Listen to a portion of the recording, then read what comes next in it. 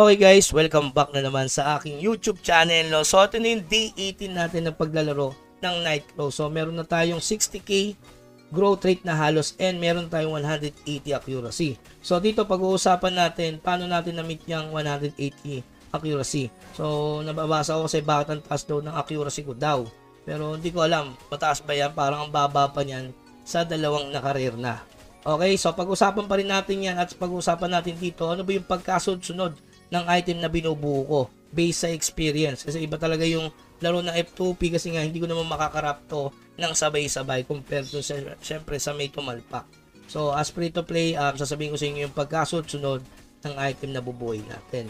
So yan, kung makikita nyo, level 44 na tayo. So every level, nagkakaroon kayo ng isang accuracy guys. Matic na yon. So kung 41 ka, 44 ako, so lamang na agad ako sa inyo ng 3 accuracy. Then regarding sa crit kasi guys, hindi to pag nilagyan mo ng isa, is magkakaroon ng accuracy. Napansin nyo naman siguro yun, no? So ewan ko kung by 2s ba to. So comment nyo na lang sa baba kung by 3s o by 2. Pansin nyo yan pag bago kayo tumalpak. So nung live ako, nung 14, nilagay ko sa 15, hindi siya nadagdagan ng melee accuracy. So sa tingin ko baka by 2. No, 2, 4, 6, 8, then ganun. Ang dagdag ng accuracy. Okay? So tapos yung pangalawa naman, yung source natin, yung collection. Yan. May accuracy dito. Mahalaga naman to yung collection guys. Pero sa tingin ko sa ngayon kasi medyo mahal pa yung materials, hindi mo na makipagsabayan. Hindi naman ako nagmamadali ng accuracy dito kasi pa isa-isa lang to. So mas unahin nyo yung rare item kasi mas malaki yung bigayan doon ng accuracy. At saka napakamura lang i-crop more, yun lang kailangan mo. Okay? So ayan, source ng accuracy yung collect. Pangatlo, syempre yung guild. So yung guild traits nyo guys. So ayan, pure accuracy kami dito, may 4 kaming accuracy. Baka yung nasalihan yung guild, sobrang baba yung traits. Tapos may nakukuha din sa journal pero pang monster. Ayan, may PB accuracy dito guys, unahin nyo to. Tapos kailangan nyo maging loyal sa clan, kailangan nyo dedication point para umabot kayo sa level 5, grade 5 para makuha yung buff ng PBE accuracy, which is napakahalaga nun. Okay? So, pangalawa, syempre sa equipment, meron tayong accuracy every equipment. Ayan. So, ang wala ko lang yung headgear at syempre yung armor. Kasi ito, napupulot lang kasi ito, hindi nakakrap yung may accuracy nito. So, kung titingin nyo, meron na tayo napulot na headgear dito sa exchange. Ayan. So, ibebenta ko na lang kaysa gamitin ko guys. So, pwedeng madali namang hanapin niya. Punta lang sa monster. Ayan. Sa Goblin Hunter ko yan, in AFK. Tinaray ko lang. So, nakapulot ako pagising ko ng umaga. Meron na dun sa aking inventory. Sobrang solid yan. So, ayan, meron tayong pure accuracy dito. Pangalawa, syempre yung accessory. Ayan, platina ring ang pinaka-good sa akin. Kasi may dagdag tong against normal type. So, kung tingin mo sa option, so, ayan, nakalagay naman, accuracy, increase the success rate of landing attacks on a normal monsters. So, normal monster, ayan, yung binabanatan natin ngayon, hindi siya boss monster. Ang kinaganda kasi din ng PBE, solid yan, pang boss and pang normal monster. Pero gamit na gamit kasi din at itong normal monster eh. Hindi man tayo masyadong nagbo-boss hunting unless nagso-solo solo kill ng master tayo, no. Mas mahalaga tong PBE. Pero syempre, may mga ano naman yun, may mga summon, papatay ka muna ng mga mobs, so mahalaga din talaga na nakaplatina rin kayo para maka-push kayo sa sa main quest. Makikita nyo, nasa 29 dash per na. Sobrang laki ng XP dyan. May nagtaka nung nakaraan kasi 42 lang ako, tumalon ako sa 44. Gawa nga ng main quest guys, 124% sure XP yun. Kung 42 ka, tatalong ka lang talaga sa 44 kung malalagpasan mo yung 26-4 kay Pirig. Yung si Tinkerbell na Tinkerbell. So nandyan yung link sa baba kung paano siya tinalo pagkakasunod-sunod. Okay na, pag napatay nyo na yun, madali na yung mga susunod na boss doon. Okay? So, yung sunod natin, syempre, yung talisman. Ito talaga, guys, sumugal kayo, no? Paano ko daw na plus 5 yan? Syempre, bumili ako yan nung nakaraan. Na 2K Diamond, talagang inuuna ko muna yan. Kaya maraming tatanong bakit daw hindi ko to binili. Kasi, once in a lifetime lang kasi itong, yung 55 pieces, pero hindi tayo pinalad na plus 5 lang. So, ginawa ko muna, syempre, pinalaspor ko yan, guys. No? So, kinontent ko yan. Pinalaspor ko dito, para instant plus 4 agad yung makukuha ko. Tapos, hindi tayo pinalad na mag plus 5 siya. Pero gusto pa rin kasi at least plus 5 tapos nakakuha tayo ng enchant na o refine na merong accuracy. Ayan, 2 accuracy. Napaka solid. Kung i-refine mo yan, nakakuha ng accuracy goods na yan. Kasi magbibigay, ang laki ng bigay ng accuracy niya, no? Halos 12, no? 12 talaga.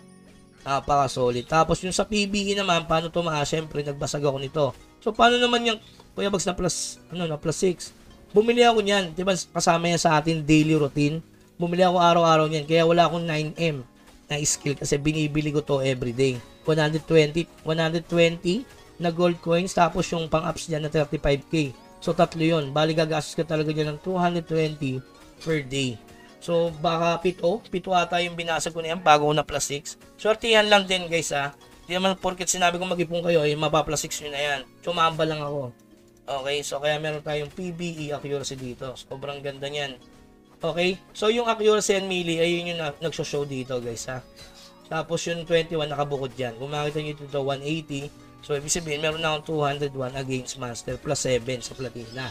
So, ano ba yung pagkakasunod-sunod? Siyempre, unahin nyo muna guys, etong dalawa. Ito yung pinakamalaking nabigyan na accuracy. Bakit hindi ring na lang kasi malang ring sa store? Guys, ikakrap nyo naman kasi lahat yan eh. So, unahin nyo na yung mas madali na magbigay ng accuracy. Tapos, sunod naman sa accessory, syempre, ang ibibuild natin. Necklace pala guys, necklace. Kasi ang necklace is magbibigay sa inyo ng 7 accuracy. At meron pa siyang PBE na nakabukod. Ayan. Total talaga, 7 accuracy. So, kung titingnan nyo, yan, no? Meron siyang 7 accuracy against Monster, no? 7. Kung compare sa ring, kasi naka-platina ring tayo, guys, eh. Maganda yung PBE bonus damage na yan. Pero, maganda yan kung tatama ka ba, di ba? Kaya inuuna ko muna accuracy. Kung ipa-plus 3 ko yan, oh, nakalagay lang 5 accuracy lang. Eh, may 3 ko dito. So, bali ang bigay lang nito sa akin is 2 accuracy. Paano ko yung platina ring mo is plus 4 mo or plus 5, di ba? Yun ang dahilan. So, lahat naman yan, ikakrap mo into rare. Pero yung pagkakasunod-sunod, yan, nakita nyo, nakalagpas na tayo sa 44 kasi nga, may pagkakasunod-sunod tayo ng pagkakrap. Susunod ko dyan i-ring bago tayo mag-ring. Okay? So, ano ba yung source ng accuracy natin? Siyempre, yung weapon style. Hindi tayo pinalad dito, pero kung makakuha ka ng epic dyan, sobrang laki ng accuracy mo ko. Di ba? 13 to 24, 25, di ba? Sobrang laki. Sa amount naman, wala. May accuracy ba sa amount? Pero wala tayong source doon. So, pinag-usapan na natin dito yung ating source ng accuracy. Okay? So, yung sa level, ito palala yung pots guys, ayan. Kaya naging 180 tayo. Itong tatlong klaseng pots na to. Ayan. Ito ay misbigay na accuracy. May accuracy din to guys. Tapos ito is meron melee accuracy. Kaya nadagdagan tayo ng accuracy dito. So, yun. So, yun lang yung update regarding sa ating equipment. Baka tapusin ko na bukas yung 29-4. Kasi mabubuo ko na siguro yung necklace kasi konti na lang. Mabubuo na natin yung ating necklace. Sa normal crafting na lang siguro muna ako guys. Importante kasi umabot tayo sa event. Ba't ba ako nagra-rush ng level? So, konti na lang guys. So, isang Morion na lang. Tapos 17 quartz mineral. Sakto yan after reset. Mamaya, bibili natin yung sa Battlefront. Baka nakakalimutan nyo to guys. Ito nga pala. Baka nakakalimutan nyo bilhin araw-araw yung sa Battlefront. Which is malaking halaga to guys. Kasi instant na gumastos ako ng diamond, kailangan yung bilhin to araw-araw. Ayan o, binibili ko yun araw-araw. Kasi napaparn lang naman yung insignia na yan dito sa Kill Debat. Ito yung sinasabi natin Kill Debat guys. Kasi maraming nagtatanong, sana panoorin nyo itong video na to. Tapos regarding sa enhancement, ito laging tinatanong, punta kay prosperity, enhance gear, ayan. Pang-enhance ng accessory. Tapos yung artifact, ganun din, nandito. Yung regarding sa jewel naman, ayan. Pwede nyo kasi enchant to no? Tapos sa guild, ayan, sa guild, nga pala ito. Sa guild, maganda to sa guild. Kung kailangan nyo bumili ng yung papyrus na yan, o papyrus. Dito, pipilang kayo sa guild, ayan. Puntahan nyo lang. Dito na bibili yung pang-craft din, tsaka yung weighing skill. Pero gaya sabi ko sa inyo, mas unahin nyo yung advanced seal. Kasi mas goods yun eh. Yun ang bibili natin ngayon. Sa linggo ko titingnan kung bibilin ko ba.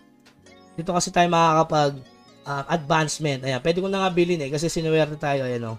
Pwede ko nang bilhin yung isa. Ito is every weekly to guys. So, ibig sabihin sa 3 weeks, o yan, makakabili na tayo ng isa. Pwede ko na siyang bilhin ngayon. Tapos, hintayin ulit ako ng 2 weeks para makrap natin yan pang second job. Kailangan yung guys eh. Ayan.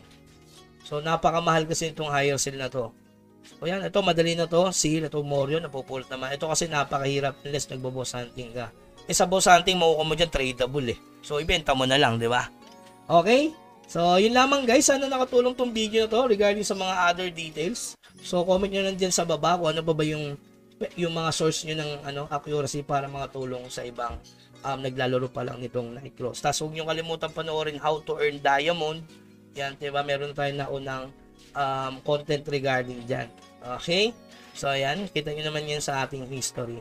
Na nakapag-farm tayo ng diamond. Kaya nakapag-trap na tayo ng mabilis ang ganito. Susunod ko na yung necklace. Okay, so yun lamang guys. Huwag kalimutan mo-subscribe sa ating channel. Salamat at 50k subs na tayo.